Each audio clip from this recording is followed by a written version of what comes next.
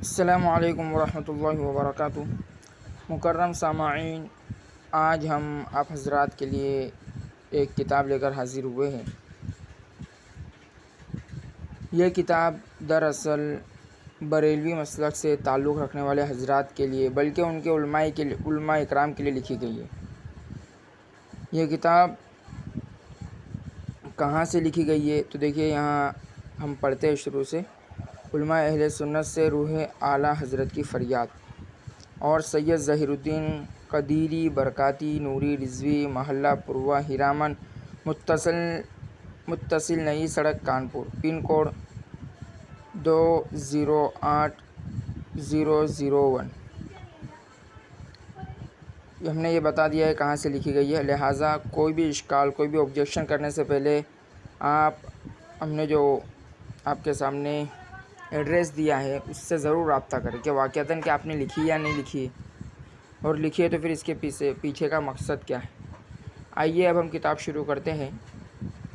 لکھا ہے کہ رب تبارک و تعالیٰ نے سرزمین ہند کو ایک انتہائی بے مثال آدمی عطا فرمایا، جن کا نام نامی حضور پرنور اعلیٰ حضرت مجدد دین و ملت امام احمد رضا خان، انہوں نے رضی اللہ تعالیٰ عنہ لکھا ہے، حالانکہ صحابہ کے لیے استعمال ہوتا ہے، رضی اللہ تعالیٰ عنہ ہیں۔ اس عطائے مولا پر ہم جس قدر شکر بجا لائے کم ہیں، لیکن جو انسانوں کا شکر ادا نہیں کرتا وہ بارگاہ الہی میں بھی ناشکرا ٹھہرتا ہے۔ اس لیے ہماری یہ ذمہ داری ہے کہ ہم اعلیٰ حضرت رضی اللہ تعالیٰ عنہ کی حیات طیبہ کا بھرپور تعارف نئی نسل میں کرائے۔ کسی حد تک کوشش ضرور کی گئی ہے، لیکن حق تو یہ ہے کہ حق ادا نہ ہوا۔ اکثر شیدایان مسلک احمد رضا خود ان کی پاکیزہ زندگی سے، یعنی ان کی جو زندگی تھی اس سے کما حق و واقف نہیں ہے۔ ان کی حیات کو جدید تعلیم یافتہ، یعنی ان کی زندگی کو جو نیو جنریشن ہیں، جو جدید ایجوکیٹڈ لوگ ہیں، ان حضرات کے ذہن و فکر کے مد نظر رکھ کر مرتب نہیں کیا جا سکا، یعنی ان کو جیسی چاہیے تھی ویسی ابھی تک لکھی نہیں جا سکی۔ اس رسالے کا مقصد اس کمی کو پور کرنے کی طرف توجہ دلانا ہے، چاہے پھر اس میں جھوٹی بولنا پڑے۔ ہمارے اس عظیم محسن کی خدمات اور بے مثال علمی کمالات کا اعتراف اور ان کی پاکیزہ زندگی کے حالات اس طرح مرتب کرنا ضروری ہے کہ مخالفین کو کسی پہلو سے اعتراض کا موقع نہ مل سکے۔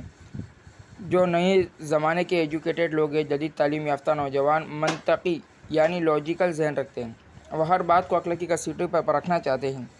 عقل سے بالا تر ہر بات انہیں متاثر کرنے کے بجائے الٹا وہ متنفر ہو جاتے، یعنی دور ہٹ جاتے، اس بات کو قبول نہیں کرتے، اس بات کے قریب آنے کے بجائے دور چلے جاتے۔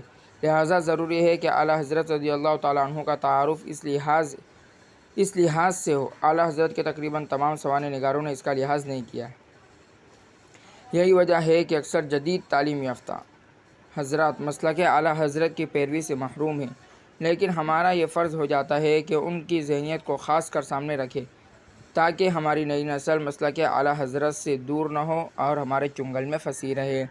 ممکن ہے کہ آپ میری اس بات کی تفصیل جاننا چاہتے ہوں، تو میں اپنی بات کو واضح کرنے کے لیے چند مثالیں پیش کرنے کی اجازت چاہتا ہوں۔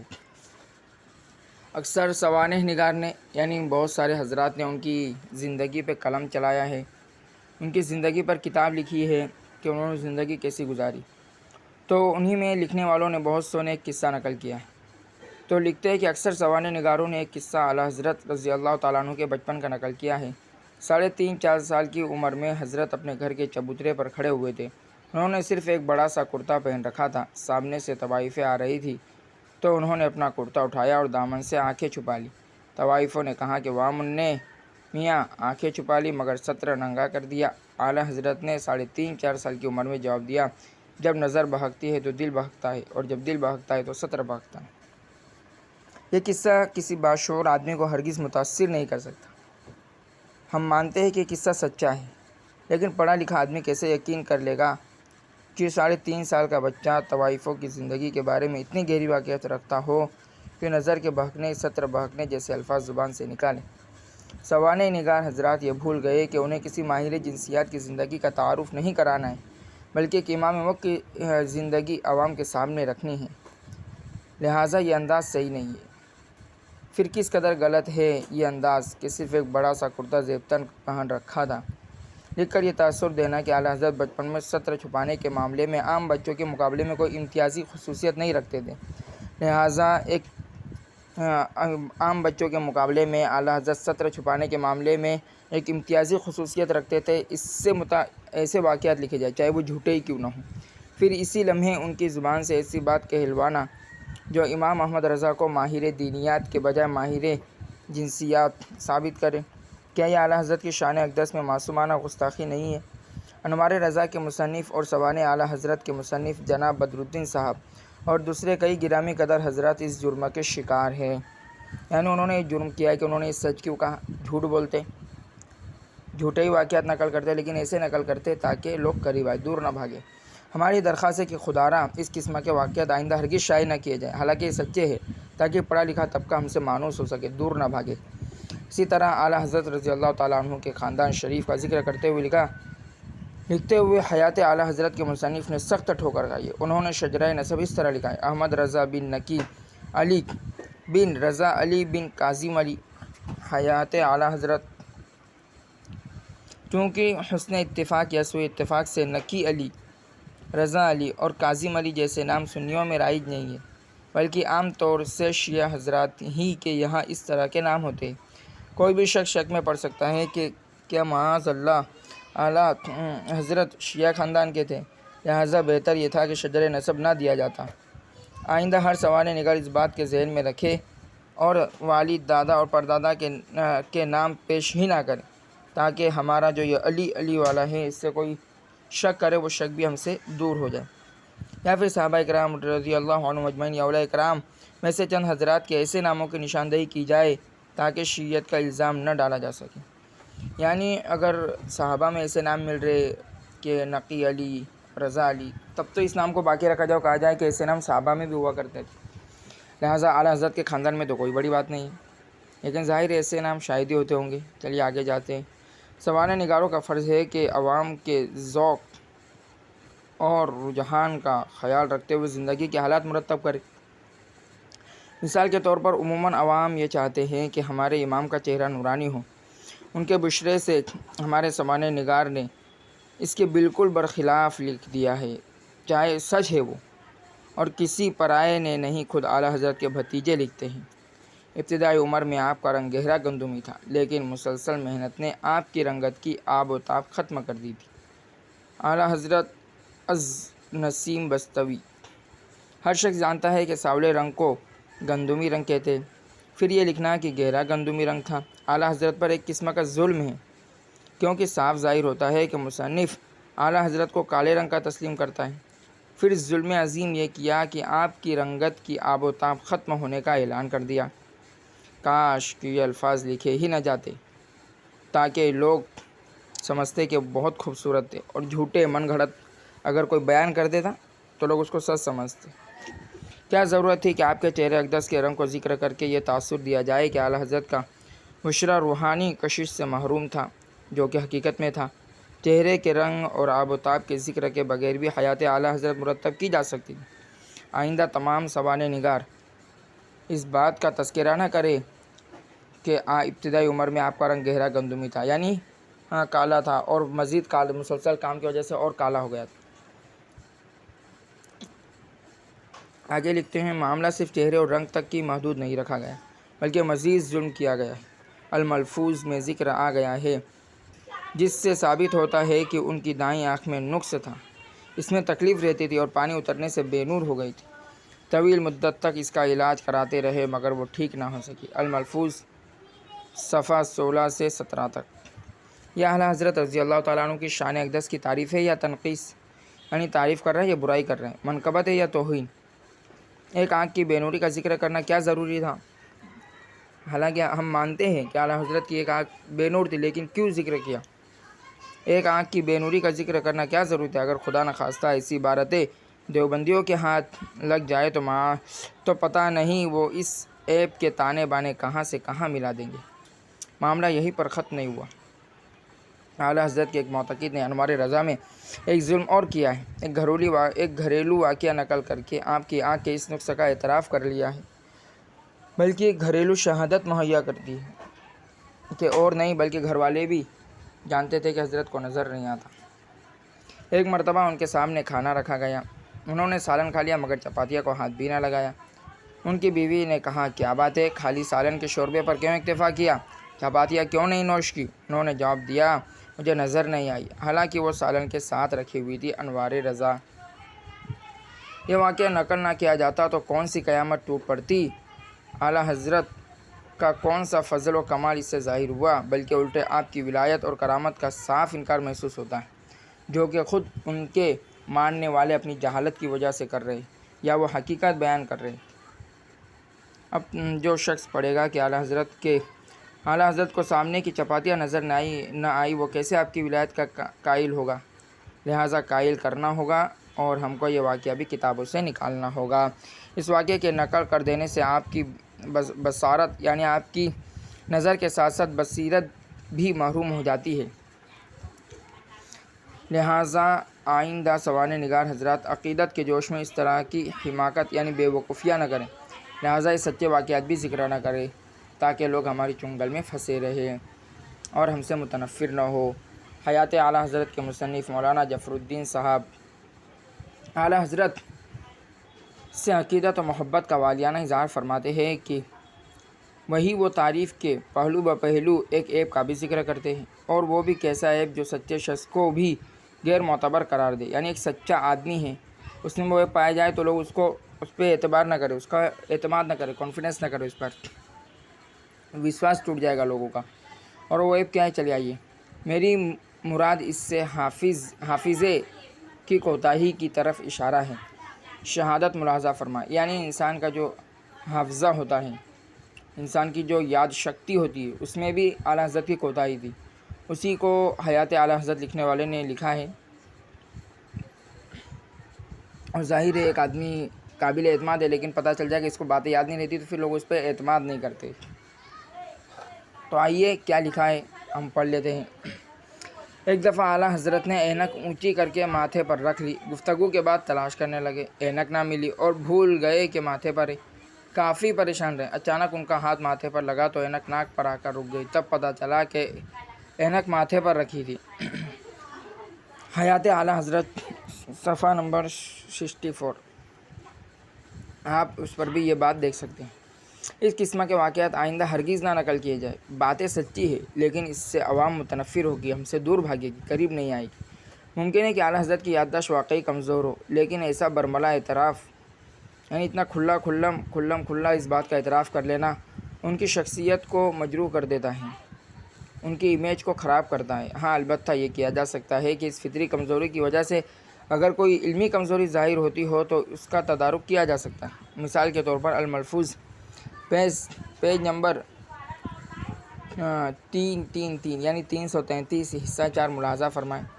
کتب اللہ لاغلبن، اللہ تعالیٰ نے عرض کیا، اللہ تعالیٰ فرماتے ہیں کتب اللہ لاغلبن انا ورسلی، تو بعض انبیاء شہید کیوں ہوئے؟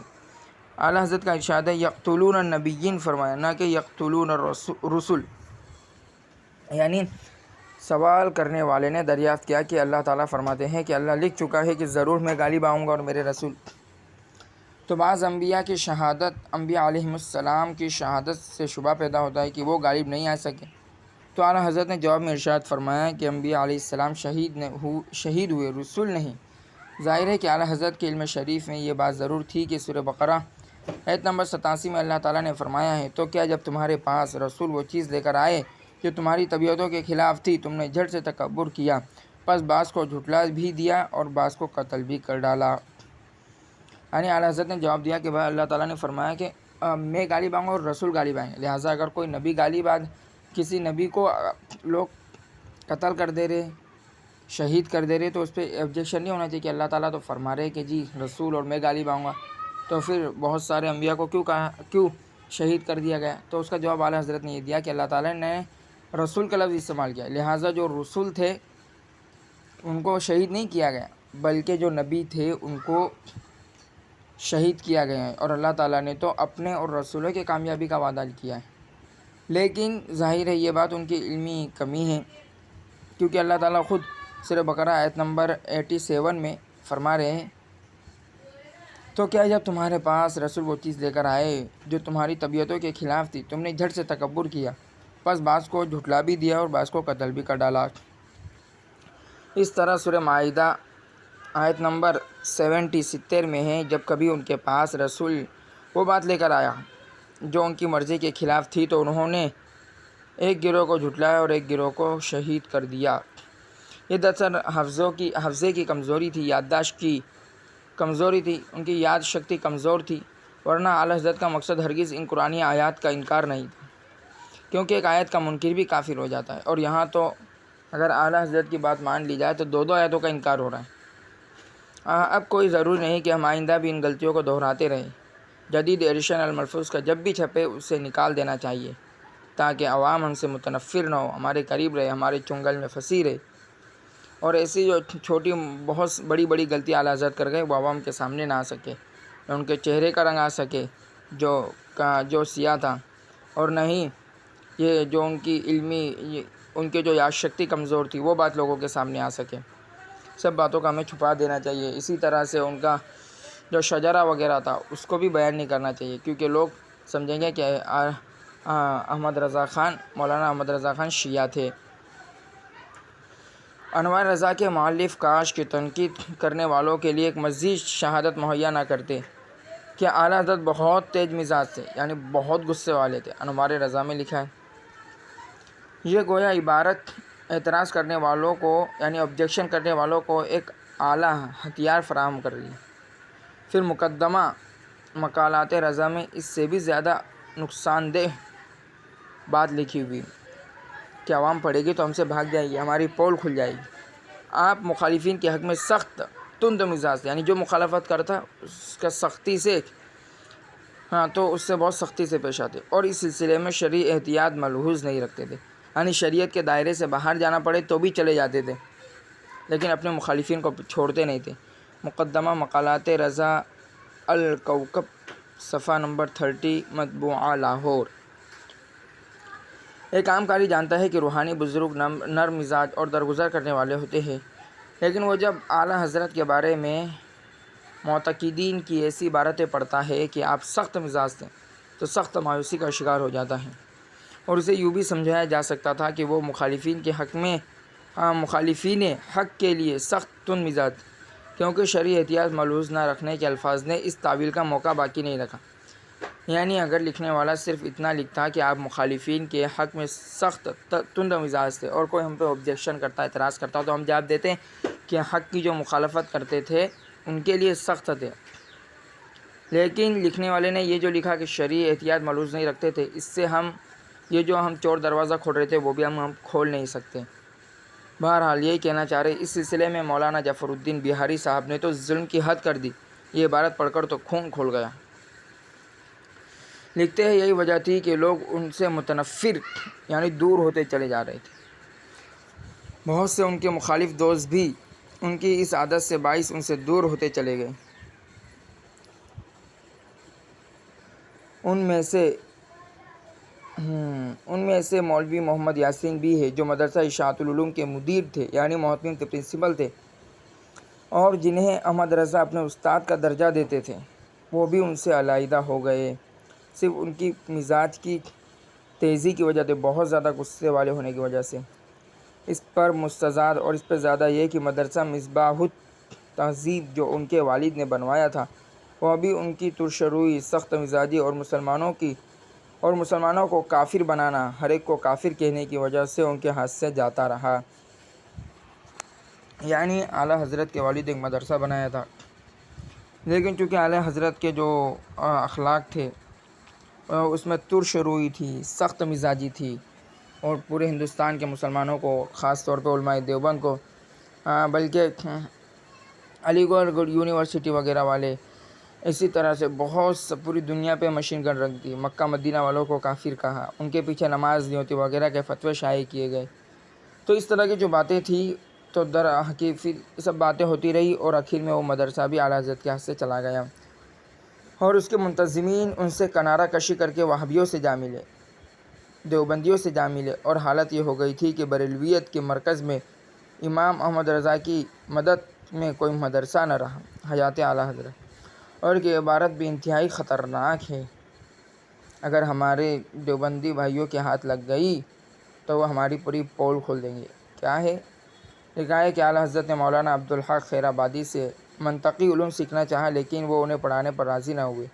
اس کی وجہ یہ بیان کی کہ احمد رضا مخالفین کے خلاف نہایت سخت زبان استعمال کرنے کے عادی تھے، یعنی ایڈکٹ تھے، ان کو عادت پڑ چکی تھی، جو بھی مخالفت کرے سخت زبان استعمال کرو، کافر بناؤ۔ کہتے ہیں کہ نادان دوست سے عقل مند دشمن بہتر ہے۔ یہاں مولوی ظفر الدین بہاری صاحب نے اعلیٰ حضرت کے نادان دوست کا رول انجام دیا ہے۔ کاش کہ وہ اس طرح کی باتیں پبلک میں لانے سے پہلے اس کا ریئیکشن سوچ لیتے، رد عمل سوچ لیتے۔ ہم تو احمد رضا کو بحیثیت ایک عظیم مجدد اور ولی کامل کے طور پر پیش کرنا ہے۔ بد مزاجی کے اس مکروہ چہرے میں ولایت کا نور کیسے نظر آ سکتا ہے؟ اللہ کا شکر ہے کہ ہمارے مخالفین نے اب تک اس پہلو سے کوئی اعتراض وارد نہیں کیا، ورنہ ہمارے علماء اہل سنت کے لیے عوام کے سامنے جواب دہی مشکل ہو جاتی۔ اگر ہمارے سننے بھائی پڑھ رہے ہوئے اس باتوں کو یا سن رہے ہیں تو میں ضرور کہوں گا کہ آپ اپنے علماء اکرام سے جا کے اس کا سوال طلب کریں۔ بہرحال لکھا ہے کہ خدا را فوری طور پر ان تحریروں کو جائے کر دے دیا جائے، یعنی ان تحریروں کو ہٹا دیا جائے، نکال دیا جائے، جو اعلیٰ حضرت کو بدمزاج ثابت کرتی ہے، ورنہ ہمارے کھوٹے سکے بازار میں چلنا بند ہو جائیں گے۔ لوگوں نے اگر ان باتوں پر ریئیکشن دینا شروع کر دیا کہ واقعتاً ایسا ہوا تھا کہ مدرسے کے منتظمین حضرت کو چھوڑ کے بھاگ رہے تھے اور حقیقت میں مدرسہ بند ہو گیا، اسی طرح سے ان کے ایک استاذ عبدالحق خیر آبادی نے ان کو پڑھانے سے منع کر دیا ان کے مزاج کی گرمی کی وجہ سے، سب باتیں اگر لوگوں کے سامنے آ گئی تو ہمارا کیا ہوگا؟ سبحان الصبح اعلیٰ حضرت کی مشہور و معروف تصنیف ہے، لیکن اس کی عبارتیں اعلیٰ حضرت کی شان کے مطابق نہیں ہے۔ جدید نسل کو یعنی نیو جنریشن کو اگر ان کا متقد بنانا ہے، یعنی ان کو اگر اس جال میں پھانسنا ہے، تو ہمارا فرض ہے کہ ہم صبح کتاب کو اعلیٰ حضرت کی طرف منسوب کرنا بند کر دیں، کیونکہ اس کی عبارتیں سعادت حسن منٹو سے بھی زیادہ فحش ہیں۔ نمونہ ملاحظہ فرمائے، تمہارا خدا، آپ خود پڑھ لیں، مجھے تو پڑھتے ہوئے بھی عجیب لگ رہا ہے۔ پھر ضروری ہے کہ تمہارا خدا کی عورت بھی ہو، اور ضروری ہے کہ خدا کا بھی ہو، یوں خدا کے مقابلے میں ایک خدائن ماننی پڑے گی۔ سبحان الصبح پیج نمبر 142۔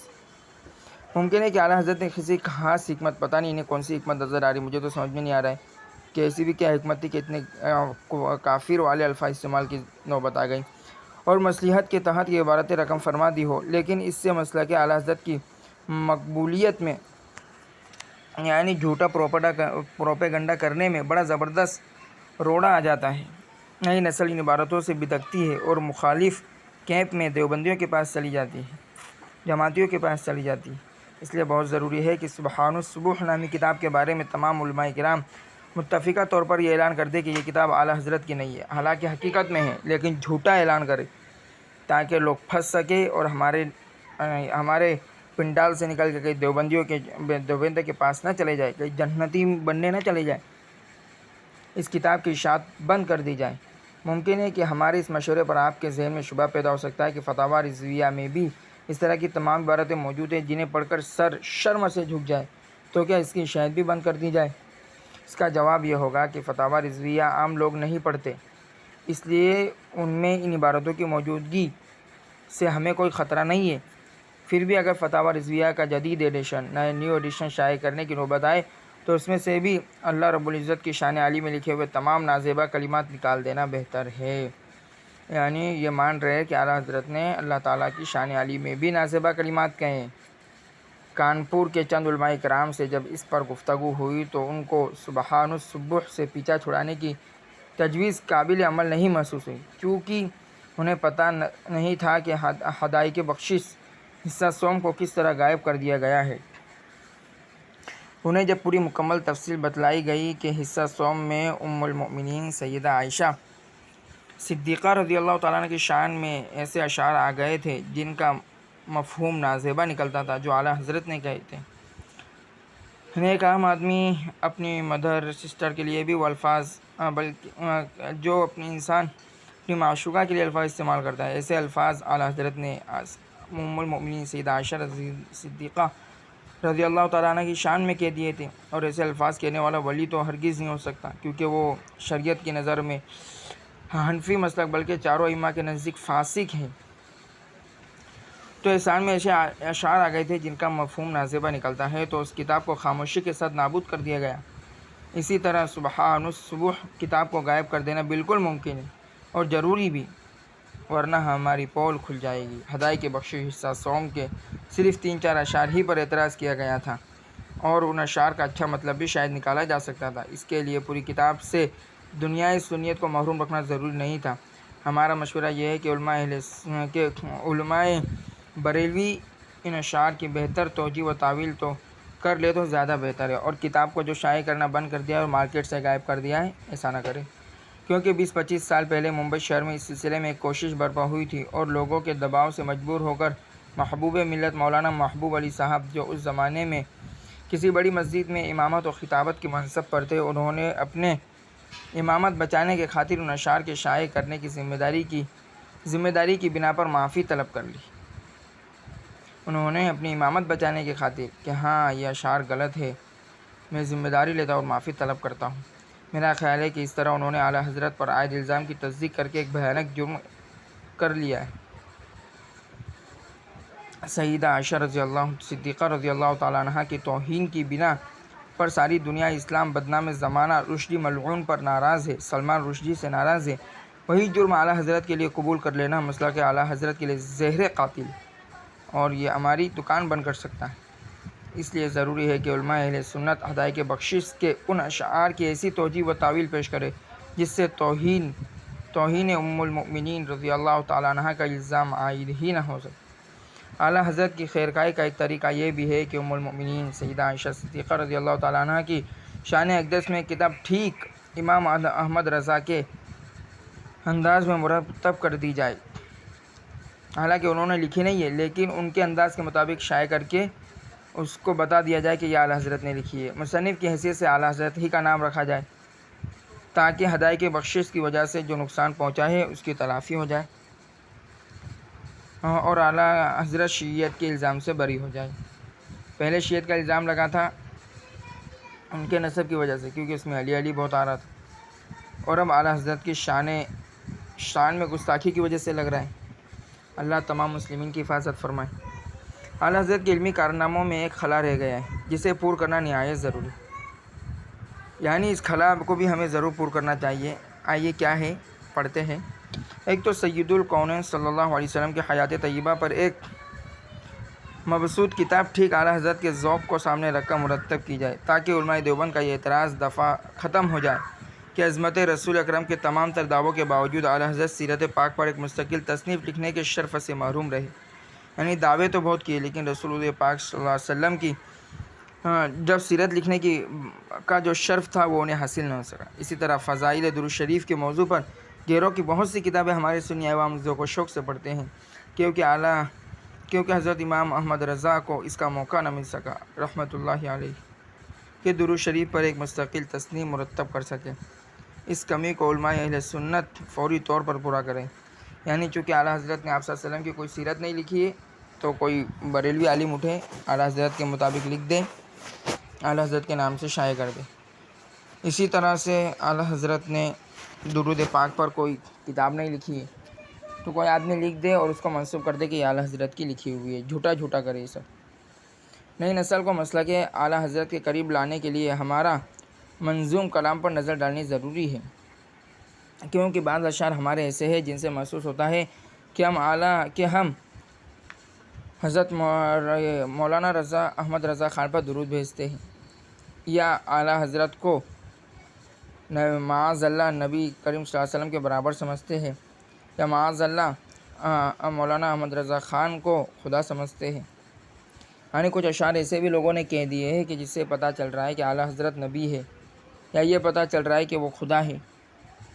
ایسے اشعار کو چھپانا بند کر دینا چاہیے۔ مثال کے طور پر چند اشعار پیش خدمت ہیں۔ جب زبان سوکھ جائے پیاس سے جام کوثر پلا احمد رضا۔ اصل ساقی کوثر تو سرور انبیاء ہے علیہ السلام۔ اعلیٰ حضرت کو یہ منصب دینا عموماً پسند نہیں کیا جاتا۔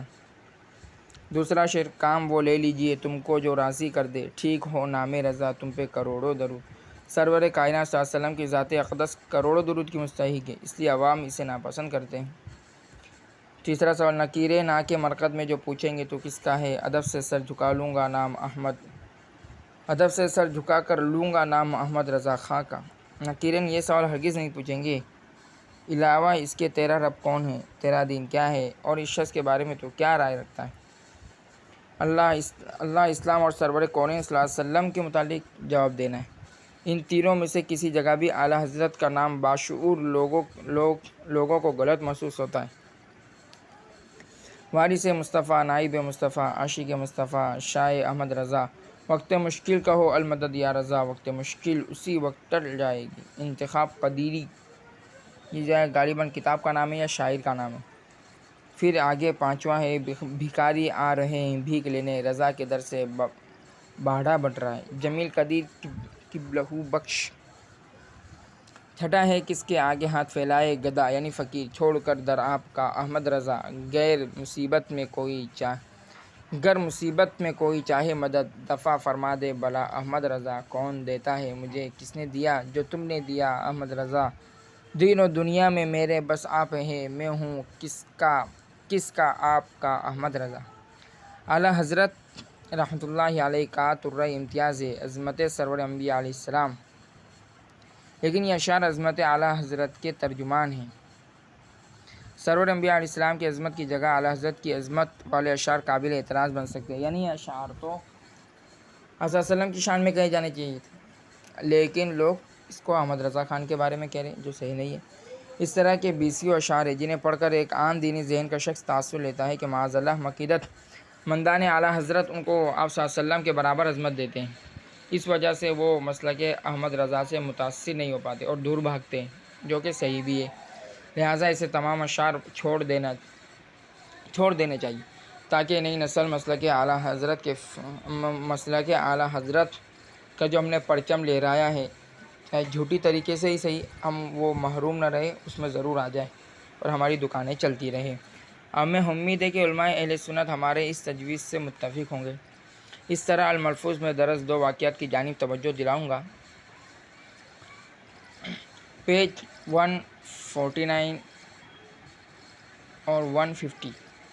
حافظ الحدیث سید احمد سجل ماسی کہیں تشریف لے جا رہے تھے، راہ میں اتفاق سے آپ کی نظر ایک نہایت حسین عورت پر پڑ گئی۔ یہ نظر اول تھی، بلا قصد تھی، دوبارہ آپ کی نظر اٹھ گئی۔ اب دیکھا کہ پہلو میں حضرت سیدی غوث الوقت عبدالعزیز دباغ رضی اللہ تعالیٰ رحمۃ اللہ علیہ آپ کے پیر و مرشد تشریف فرماتے ہیں کہ احمد عالم ہو کر انہیں سیدی احمد سجل ماسی کی دو بیویاں تھیں۔ سیدی عبدالعزیز دباغ رحمۃ اللہ علیہ نے فرمایا کہ تم نے رات ایک بیوی کے جاگتے دوسری سے ہمبستری کی، یہ نہیں چاہیے۔ عرض کیا حضور اس وقت تو وہ سوتی تھی۔ فرمایا سوتی نہ تھی، سوتے میں جان ڈال لی تھی۔ عرض کیا حضور کو کس طرح علم ہوا؟ فرمایا کہ جہاں وہ سو رہی تھی کوئی اور پلنگ بھی تھا؟ عرض کیا کہ ہاں ایک پلنگ خالی تھا۔ فرمایا اس پر میں تھا تو کسی وقت شیخ مرید سے جدا نہیں، ہر آن ساتھ۔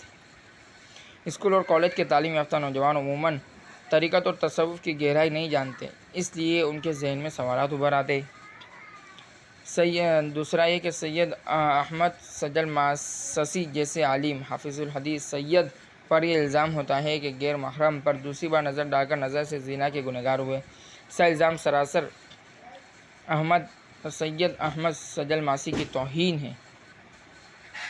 دوسرا ہے کہ حضرت عبدالعزیز دباغ رحمۃ اللہ علیہ پر یہ الزام عائد ہوتا ہے کہ وہ مرید اور اس کی بیگم کی خصوصی تعلقات کا منظر دیکھ رہے تھے، تاکہ تمام شیوخ پر بھی الزام عائد ہوتا ہے کہ ان کے عمل کے وقت شیخ ساتھ ہوتے ہیں۔ جس کا بیک گراؤنڈ میں یہ بات کہی گئی ہے وہ نوجوانوں کو نزدیک غیر مناسب ہے، لہٰذا الملفوظ سے واقعہ نکال دینا چاہیے تاکہ لوگ ہماری جھوٹی باتوں میں آ سکے۔ اسی طرح دوسرا واقعہ بھی نکال دینے کے قابل ہے۔ الملفوظ صفحہ 278 اعلیٰ حضرت فرماتے ہیں کہ میں نے خود دیکھا کہ گاؤں میں ایک لڑکی 18 یا 20 برس کی تھی. ماں اس کی ضعیفہ یعنی کمزور بوڑھی تھی. اس وقت تک اس کا دودھ چھڑایا نہ تھا. ماں ہرچند منع کرتی وہ زور آور تھی، پچھاڑتی اور سینے پر چڑھ کر دودھ پینے لگتی. اعلیٰ حضرت کا یہ فرمانا ہے کہ میں نے خود دیکھا. پڑھنے والوں کو یعنی ریڈر کو ان کی جو ذات تھے اس کے بارے میں شبہ میں مبتلا کرتا ہے. پھر کوئی بھی شخص اعتراض کر سکتا ہے کہ 18-20 برس کی جوان لڑکی کو دیکھنے کس لیے تشریف لے جایا کرتے تھے. پھر کمزور ماں کے سینے میں دودھ کا آنا بالکل غیر فطری بات ہے. پھر واقعہ ایک بار کا نہیں ورنہ عبارت یوں ہوئی کہ پچھاڑا اور سینے پر چڑھ کر دودھ پینے لگی، بلکہ بارہا دیکھا.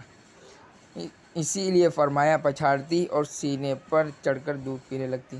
ہم ہرگز نہیں چاہتے کہ عوام کے ذہنوں میں اس قسم کے شبہات اعلیٰ حضرت کے لیے پیدا ہو. لہٰذا یہ واقعہ سچے ہے، اعلیٰ حضرت نے تمام کام کیے ہیں. پھر بھی اس واقعے کو نکال دینا ہمارا مشورہ ہے تاکہ کذب بیانی اور زینا بن نظر کے الزام اعلیٰ حضرت پر عائد نہ ہو جو کہ حقیقت میں انہوں نے کیے ہوئے تھے. الملفوظ صفحہ 16 پر ہے. میرے استاد جناب مرزا غلام قادر بیگ صاحب رحمۃ اللہ علیہ. مرزا غلام قادر بیگ کون؟ مرزا غلام احمد قادیانی کے بھائی، جس کو پوری دنیا کے مسلمان کافر کہتے ہیں، اس کا بھائی ہے. اس کے لیے اعلیٰ حضرت فرما رہے کہ میرے استاد تھے ان کے بھائی. لہٰذا اس عبارت کو بھی آئندہ پبلش کرنے والا جو بھی پبلش کرے تو پبلشر نکال دے، کیونکہ اس عبارت کی بنا پر مرزا غلام احمد قادیانی جو کہ پوری دنیا کے مسلمانوں کے نزدیک کافر ہے کہ اہل خاندان سے آپ کا گہرا تعلق ظاہر ہو جاتا ہے، جو کہ حقیقت میں تھا. اسی طرح ترجمہ قرآن مجید کنز الایمال. بہرحال یہاں تک ابھی کے لیے اتنا ہی. بس آپ نے دیکھ لیا کہ کس طرح سے عوام کو بہکانے کے لیے کس طرح سے صحیح باتوں کو بھی رد و بدل کیا جا رہا ہے، جھوٹی باتیں ان کی طرف منسوخ کی جا رہی.